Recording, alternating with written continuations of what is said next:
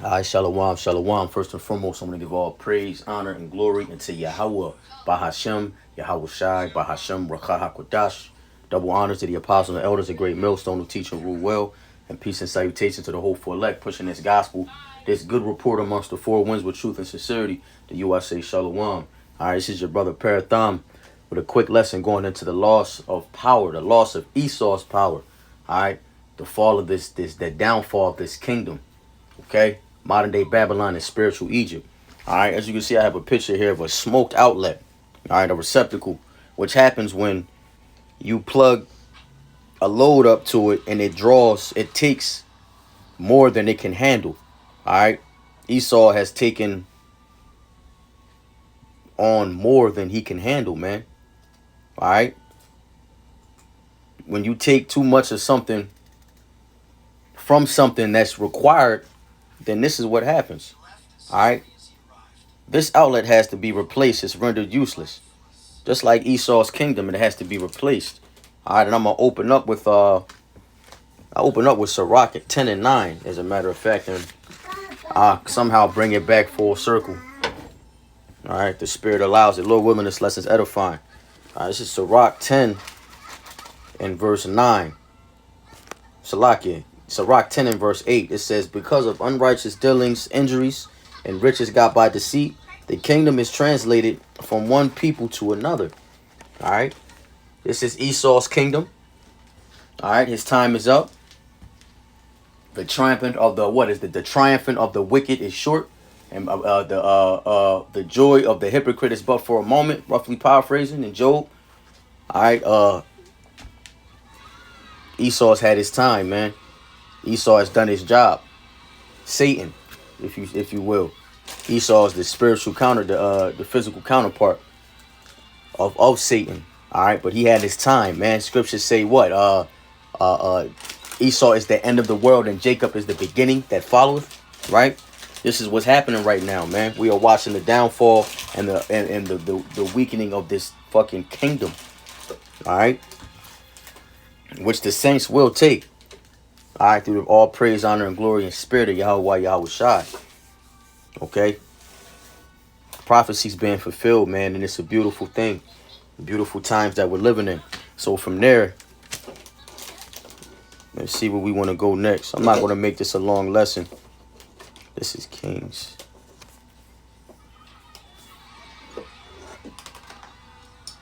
First Samuel 2 and 3.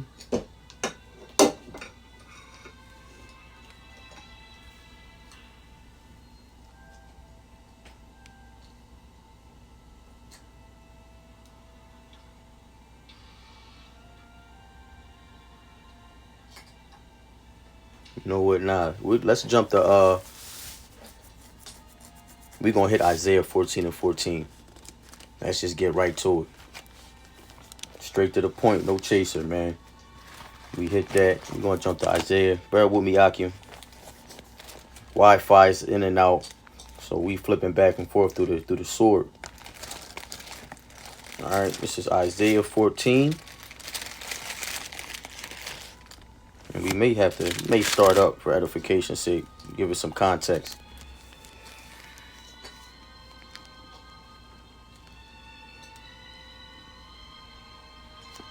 Oh my goodness.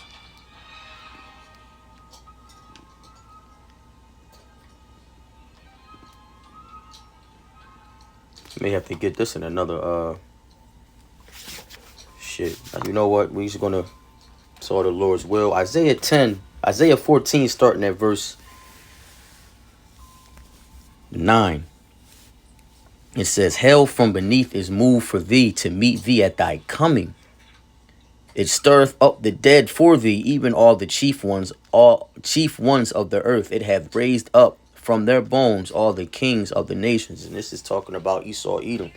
Hell is prepared. Not the hell that we learned in Christian and Bible study. All right. Hell goes back to the grave. Okay. Hell is a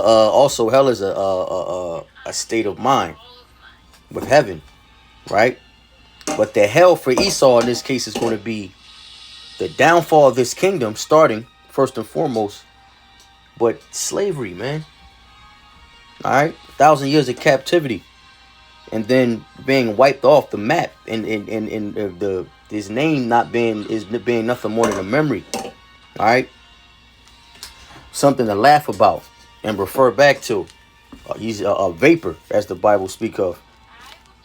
All right, it says, verse 10, and they shall speak and say unto thee, the other nations, art thou also become weak as we? Art thou become like unto us? Thy pomp is brought down to the grave, and the noise of thy vows, thy worms, the worms is spread under thee, and the worms cover thee. This is going into the downfall of Esau's kingdom. Verse 12, how art thou fallen from heaven, O Lucifer, the son of the morning? How art thou cut down to the ground, which didst weaken the nations? Yeah, because Jeremiah in 50, I believe it's Jeremiah 51, refers to Esau as the hammer of the earth. All right.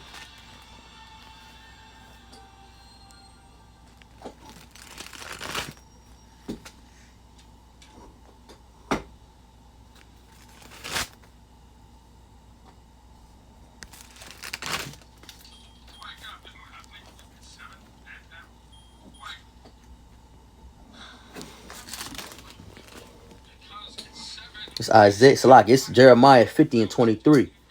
How is the hammer of the whole earth cut asunder and broken? How is Babylon become a desolation among the nations? I have laid a snare for thee, and thou art also taken, O Babylon, and thou was not aware. Thou art found and also caught, because thou hast striven against Yahweh. This whole chapter is heavy. It says, verse 25, the Lord Yahweh hath opened up his armory and hath brought forth the weapons of his indignation. And who's that? All right. The elect of Israel. That standard that's going to be set up. All right. Go over to the next chapter. It goes into how the nation of Israel is the Lord's battle axe and weapons of war. All right. Isaiah 41 goes into how it says, I will make thee a new threshing instrument bearing teeth. Roughly paraphrasing. Okay. So jumping back to, just wanted to bring that out real quick. Jumping back to Isaiah 14 and 12, it says, how art thou fallen from heaven, O Lucifer, son of the morning? How art thou cut down to the ground, which didst weaken the nations? All right. Because he was once that hammer of the whole earth, hammer representing power and strength. All right. Now he's been brought down through the power of Yahweh Yahushai, who gave him that power in the first place. Don't think for one second that Esau Edom, this melonless, sickly looking being, was stronger than us, was better than us in any way, shape, or fashion. But simply because we went off and for our punishment, he was raised up. All right, to punish us. It says, deliver me from my sword, the wicked, which is thy sword. Okay, what's that? Psalms 17 and 13. Words of King David. All right, he's the sword. He's the whipping stick used to punish us. All right, and chastise us for our wrongdoings. All right, so anyway, back in Isaiah 14, I don't want to get too off topic. Isaiah 14 and 13, for thou hast said in thine heart, the point, I will ascend into heaven, I will exalt my throne above the stars of Yahweh. I will sit also upon the mount of the congregation in the sides of the north. I will ascend above the heights of the clouds. I will be like the Most High. Yet thou shalt be brought down to the sides of the pit. He's talking shit. He thinks he is the Most High. All right, he's power drunk. Okay, and because the Lord, and because judgment isn't executed speedily, let's get that real quick.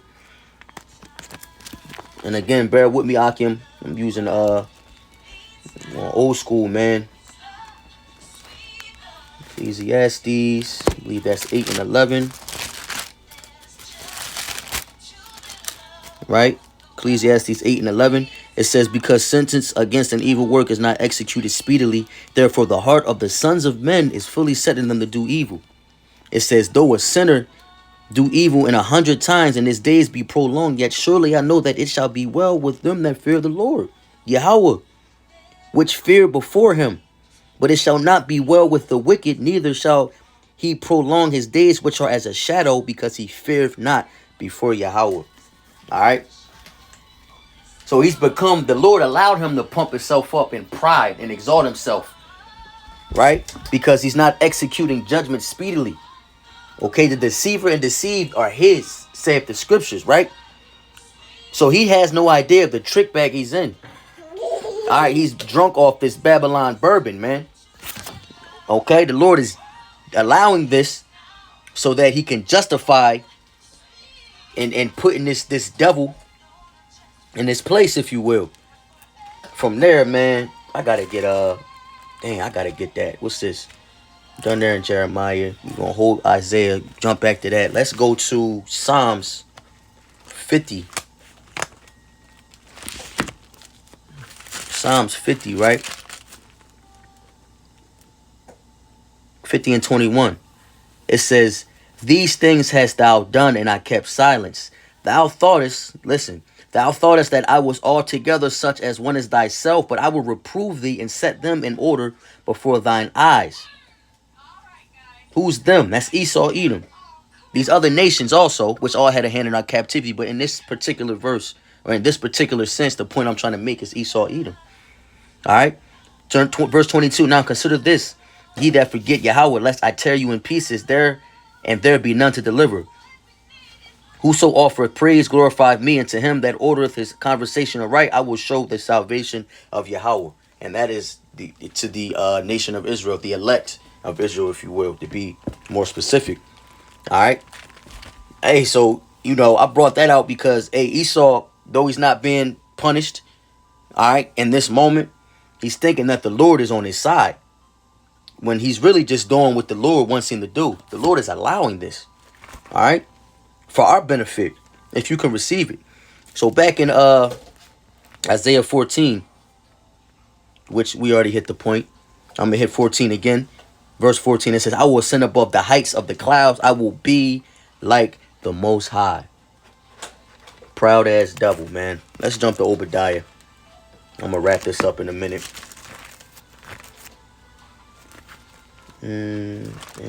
Hosea, Joel, Amos, Obadiah 1.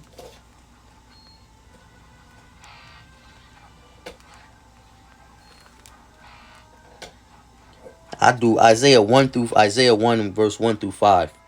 The vision of Obadiah, thus saith Yahweh, concerning Edom, we have heard a rumor from the Lord Yahweh, an ambassador is sent among the heathen. Arise ye, and let us rise up against her in battle. Behold, I have made thee small among the heathen. Thou art greatly despised. The heathen representing the other nations outside of Esau and Israel, right?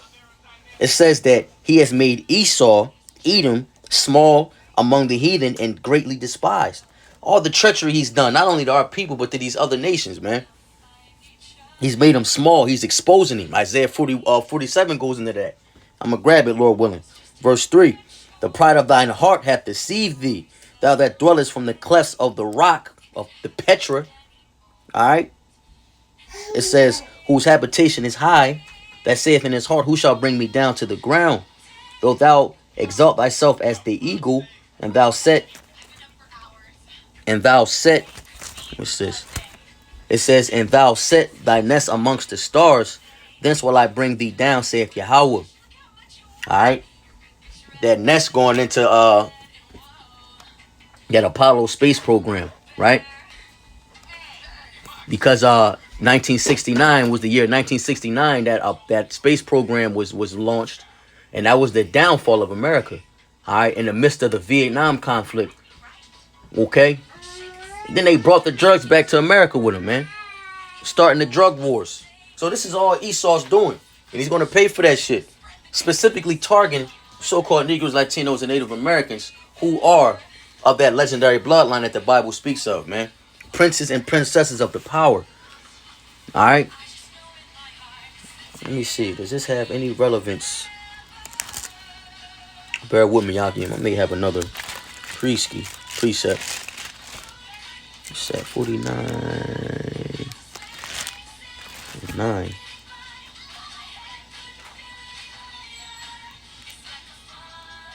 Nah, stick to the script. Let me hit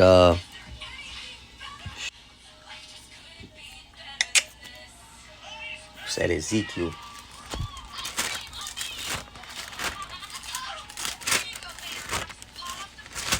Ezekiel 28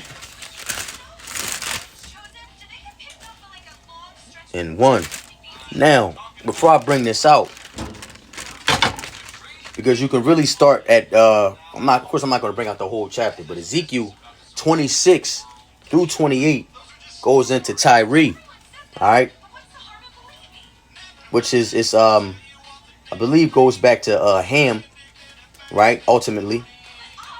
But you can liken, because you see, if you go into the scriptures, go into the history a little bit, Tyrus was a powerful merchant city, man.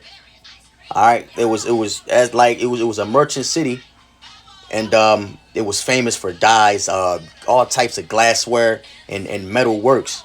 So it was a merchant city like America used to be in the peak of its power, right? So you can liken to, I'm gonna hit Ezekiel 28 and 1 to kind of tie it all together, right? Because these scriptures are all synonymous, man. Just to make a point. I'm not saying that time and clarify that I'm not saying that Tyrus is Esau. Okay, I'm likening the representation of power and similarities of reign and rulership and influence they had on the earth. Okay, so this is Ezekiel 28 and 1. The word of Yahweh came unto me, saying, Son of man, say unto the prince of Tyrus, thus saith Yahweh, because thine heart is lifted up, thou hast said, I am a God. I sit in the seat of Yahweh and in the midst of the seas, and yet thou art a man and not Yahweh, though thou set thine heart as the heart of Yahweh. Behold, thou art wiser than Daniel, and there is no secret they can hide from thee. All right, and that's the point. This goes back to Ezekiel 14:14. He said that I am a God and I sit in the seat of Yahweh in the midst of the seas. The pride. Hey, scriptures going to pride going before destruction. This is what's going to happen to this heathen, man. All right, so you know what, man? That was pretty much the point. Hey, and if you want to go further into because it's interesting, man. This is Isaiah, which is our lesson for the week, over the next few weeks. I believe it's Isaiah 23. Isaiah 23 and verses 1 through 17, according to the Zondervan Bible Dictionary. It just goes into how the prophets denounced the city, all right, warning them of the coming destruction. All right, so let's close out with, we're going to go back to Sirach and close out with that. I had it marked. This is Sirach 10 and 8. Because of unrighteous dealings and riches got by deceit, the kingdom is translated from one people unto another. Esau is the beginning of the world, and Jacob is the Salakia. Esau is the end of the world, and Jacob is the beginning of it that followed. All right. So we got nothing but good things to look forward to, man. Lord willing, we endure. And with that, I want to give all praise, honor, and glory unto Yahweh, Bahashem, Yahweh Shai, Bahashem, Rakah, Quadash. Double honors to the apostles and elders, a great millstone who teach and rule well. Peace and salutations to the whole for elect. Keep on doing Akim. Lord willing, this lesson was edifying. Shalom.